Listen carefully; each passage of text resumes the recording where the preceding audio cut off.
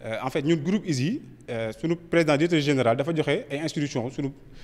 daa koy jaaree ci direction pédagogique ou bien waa direction pédagogique daal di wax comme quoi que actuellement ñu former xale yi kese loolu kese doyul il faut que ñu daal leen accompagner bi day nekk ci par exemple ñu former leen ci classe yi bu baax a baax mais aussi ñu topp leen bi ñuy nekk ci école bi ba keroog ñu génn képp ku fi génn bëgguñu par exemple ñun bëgguñu former pour former étudiant après mu dem toog këram li ñu bëgg mooy buñ ko former ba pare dañ koy accompagner ba mu xam ne day am insertion day am fu mu day am ci lu mu jàpp soit entreprise daa koy jël muy liggéey soit muy liggéeyal boppam ndax ñun dañuy former ay gestionnaire di former ay informaticiens donc nit mën na génn au lieu que entreprise di ko jël mu daal di liggéeyal boppam looloo tax ñu daal di nekk en partenariat ak ANPEJ bi nga xam ne vraiment à chaque fois que ñu soxla leen ñoom dañuy ñëw dañuy jàppale ci tout ce qui est formation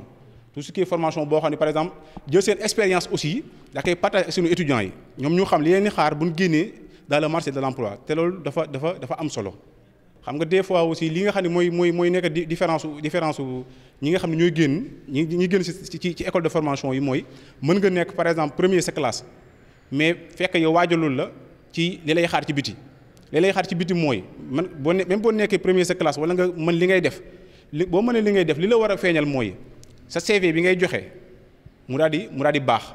lettre de motivation daal di baax ba nga xam ni yow ndax sànq monsieur Kane mu ngi koy wax le responsable de l'ANPEJ nit ki yow ki nga xam ni moo lay recruter du la njëkk a gis sa CV lay njëkk a gis léegi CV boobu dafa war a baax ndax bu baaxee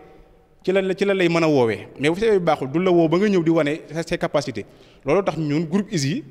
ñu daal di wax daan ni li fi war a focus mooy daal di fexe ba sunu étudiants yi fi nekk di jàng ñu daal di lëkkaloog ñu mel ni ay ANPEJ ak ñoom ñoo ñuy jàppale ba nga xam ni li nga xam ni par exemple étudiant bi moom mën na kaa bañ a jàng ci école bi ñoom ñu daal ñu koy mottalil ñu daal leen di wax lan moo leen di xaar bu ñu génnee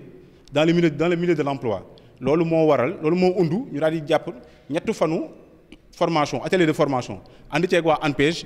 ñi nga xam ne suñuy partenaire vraiment ñoom aussi di jàppale xale yi pour ñu daal di am liggéey ñoo am liggéey boo xam ne dañ ci mën a dimbali seen i waajur dimbali ci par exemple képp koo xam ne xaj nga ci. parce que ANPEJ dañ ko créer pour mu mën a accompagner ndaw réew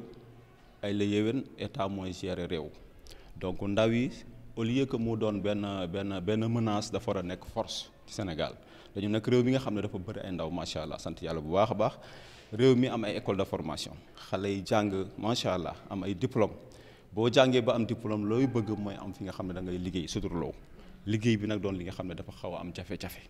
jafe-jafe yi mooy ñuy génn ci école de formation yi nombre bu important là parce que nous avons des populations jeunes mais également l'offre disponible au niveau du marché ça ne dépasse pas 40 000 postes donc pour wut liggéey dafay xaw a metti compétition lay doon moo tax ñu ne jamono lu mu laaj il faut que ñu jéem a capacité ndaw yi ñu outiller leen ba nga xam ne da ngay doon produit bu baax yow mii sax bu nekkee da ngay produire benn mbir di ko jaay lu mu munti doon il faut nga def ko de manière à ce que véritablement boo ko gisee ci gis-gis ci jëmin ci taxawaay mu doon li nga xam ne képp gis da nga koy bëgg xale yi tey boo leen gisee seen tenue bu ñu sol bi ci formation bi comportement bu ñu am éducation bu ñu am boo leen gisee rek macha allah da nga leen naw loolu la ñu bëgg nag seen bagage seen i outils mel noonu ba fépp fu ñu dugg di wut liggéey ay la yéwén ku gis seen i outils rek naan kii de wax dëgg yàlla intéressé na ma xëcc ko pour mun ko offrir ne serait-ce qu'un stage. waaw effectivement donc ñu ngi ci région Sénégal yëpp donc sunu service public la kii di service public da nga ko war a déconcentrer yóbbu ko aux collectivités territoriales donc dans chaque localité dans les 14 régions du Sénégal ANPEJ elle est présente et dans chacune de ces régions également dans tous les départements nous avons ce qu'on peut appeler mooy les pôles emploi et entrepreneuriat pôles yooyu moom mooy kuréel yi nga xam ne chef de l'État da koo teg def fa ANPEJ def fa DER def fa 3FPT ak yeneen ak ñeneen mais buntu bi mooy ANPEJ parce que dañu am guichet unique tey maa ngi fii ci région de Diourbel mais lépp sama agent di def Fatick bu ma toggee sama bureau sama ordinateur bu ma xoolee ku nekk mën naa xam ni nga def yan jeunes nga recevoir ren lan nga leen offrir comme service est-ce que méngoogu naag li nga xam ne ñoom noonu la ñu bëggee bu ko mënul man ma corriger ma wax ak ñoom donc pour vous dire que c'est un service public qui est là qui est pour les jeunes sénégalais mais avec les jeunes parce que tout ce qui se fait pour moi doit se faire avec moi niñ koy waxee ci wolof mooy lépp lu ngay doxal doomu aadama bi da nga koy def ak moom boo defee dara nga boy di nit ki du ko mën a sentir doomu aadama tey même booy ñëw di andi jama wala weer wi nga koy jox te boole ko woo ko ci ay la yéwén day gis boppam moo tax ñun lépp la ñuy def macha allah dañ koy ànd ak sunuy xare yi sunuy rakk yi sunuy jarbaat yi waxtaan ak ñoom won leen yoon wi pour mën a jël seen dossier également gunge leen ba incha allah bu yàlla defee jàmm ku nekk mën a sentir seen bopp ci réew mi te chef de l'État effectivement ci loolu la nekk moo tax muy bëgg a répondre de manière très significative sur bëgg-bëgg ndaw yi mooy wàllu liggéey ak pour réew mi mën a avancer. waaw di fësal suñu mbégte rek ci li nga xamante ne moom la suñu directeur monsieur Ndiaye jagleel ñu tey muy formation bi nga xamante ne dañ ko ànd ak waa ANPEJ